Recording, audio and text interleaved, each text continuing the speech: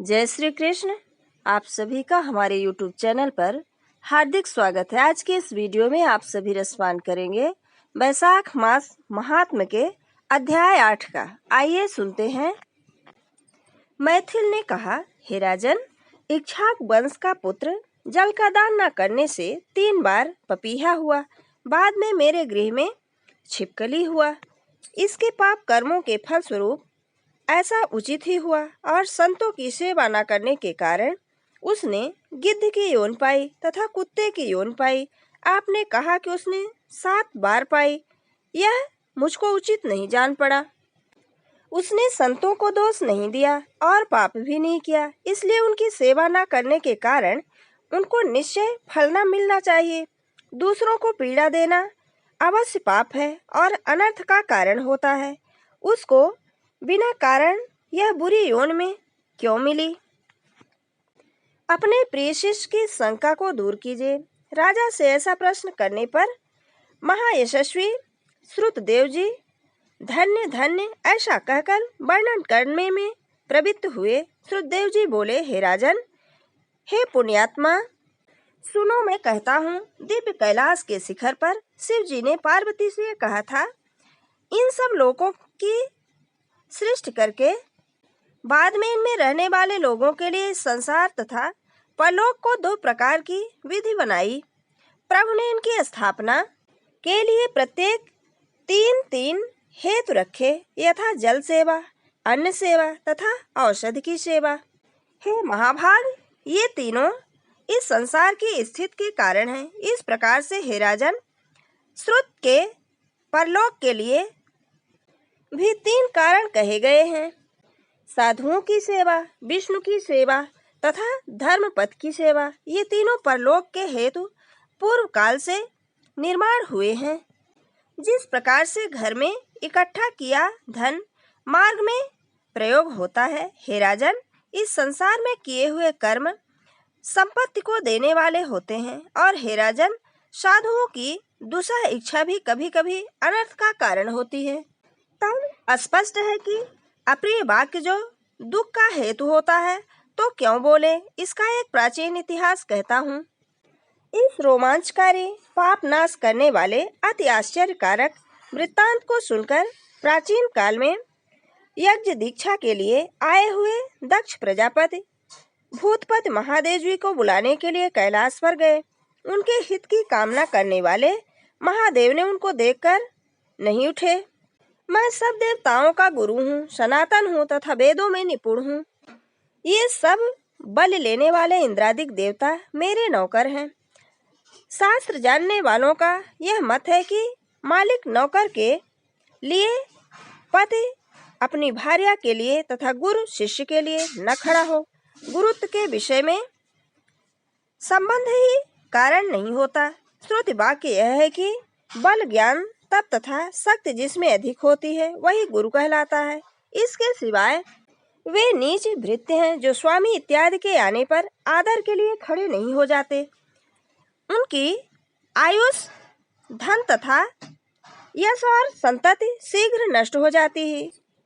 इसलिए यद्यपि यह मेरा प्रिय और ससुर है, तो भी मैं नहीं खड़ा होता। इस प्रकार सोचकर उनके हित को चाहने वाले शिव जी अपने आसन से नहीं उठे। शिव जी को न उठे देखकर प्रजापति बड़े क्रुद्ध हुए और महादेव जी के सामने ही अनेक प्रकार से उनकी निंदा करने लगे। वाह, इस दरिद्र अकृतात्मा को बड़ा घमंड है, जिसका धन अधिक बल वाला बैल है, जिसके शरीर में चमड़ा ही शेष रह गया है, कपालास्थि धारण करता है, अतएव बड़ा पाखंडी है। ईश्वर इस वृथा अहंकार करने वाले को कैसे कल्याण देगा? संसार में नीति जानने वाले जानते हैं कि चर्मधारी यह पवित्र है। यह दरिद्र शीत से त्रस्त होकर हाथी के अपवित्र चमड़े को धारण करता है, जिसका घर स्मशान है और सर्प आभूषण है। न इसमें धैर्य है, न ज्ञान है। घृकासुर ने इसको भगा दिया था। दिन रात भूत प्रेत पिशाच इत्यादि दुर्जनों का इसका साथ है। न इसके कुल के विषय में कुछ सुना है, न यह साधुओं से प्रशंसा किया जाता है। दुरात्मा नारद ने पूर्व काल में वृथा इसकी प्रशंसा की थी।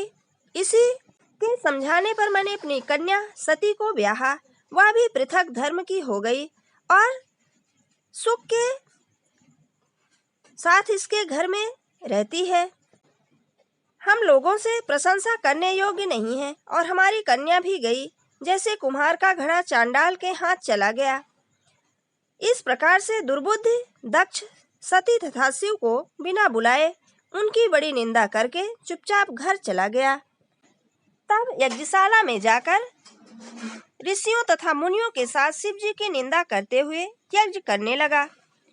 ब्रह्मा तथा विष्णु को छोड़कर सब देवता आए तथा सिद्ध चारण गंधर्व यक्ष राक्षस तथा किन्नर लोग भी आए। तब पुण्यवती सती देवी स्त्री जात की चंचला से प्रलुब्ध होकर उत्सव देखने तथा आए हुए बंधुओं को देखने के लिए उत्सुक हुई। चंचल स्त्री स्वभाव के कारण महादेव जी से रोके जाने पर भी अवश्य जाना चाहिए, यह निश्चय करके जाने को उद्यत हुई। शिव जी ने कहा, हे वरवणिनी, वह सदा सभा के बीच मेरी निंदा करता है, वह तुमसे सही न जाएगी। उसको सुनकर तुम सचमुच शरीर को त्याग दोगी। मेरी कृपा की इच्छा करने वाली तुमको न सहने की बात भी सहना पड़ेगा। हे देवी, मैंने जैसे किया है वह तुमसे न होगा, इसलिए तुम यज्ञशाला में मत जाओ, निश्चय तुम्हारा कल्याण न होगा। इस प्रकार से समझाए जाने पर भी सती चपलता के कारण फिर भी गईं। सती घर से अकेले ही पैदल चलने लगी। ऐसा देखकर बैल ने शीघ्र ही उनको अपने पीठ पर बैठा लिया। करोड़ों भूत समुदाय सब सती के पीछे पीछे चले। यज्ञशाला में जाकर वह अंतःपुर में गईं। सती को देखकर सब लोग चुप रहे। यह देखकर दुखी होकर वहां से निकली और पति के वचन को स्मरण करके यज्ञ मंडप में गईं। सभ्य लोगों ने तथा उनके पिता ने उनको देखकर आशीर्वाद नहीं दिया। वह रुद्र की आहूत तक पिता की चेष्टा देखती हुई चुपचाप खड़ी थीं। रुद्र को छोड़कर आहुति देते देख आंख में आंसू भरकर देवी बोली, जो मनुष्य बड़ों का उल्लंघन करते हैं उनका प्रायः कल्याण नहीं होता।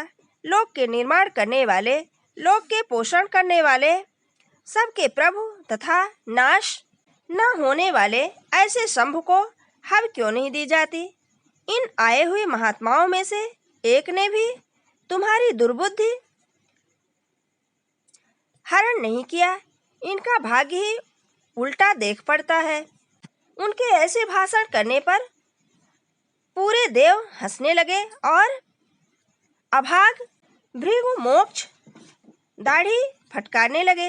दूसरे भुजा पैर जांघ और कांख फटकारने लगे और हतभाग्य उसका पिता निंदा करने लगा। ऐसा सुनकर वह महादेव जी की भार्या क्रोध में मन में व्याकुल हुई।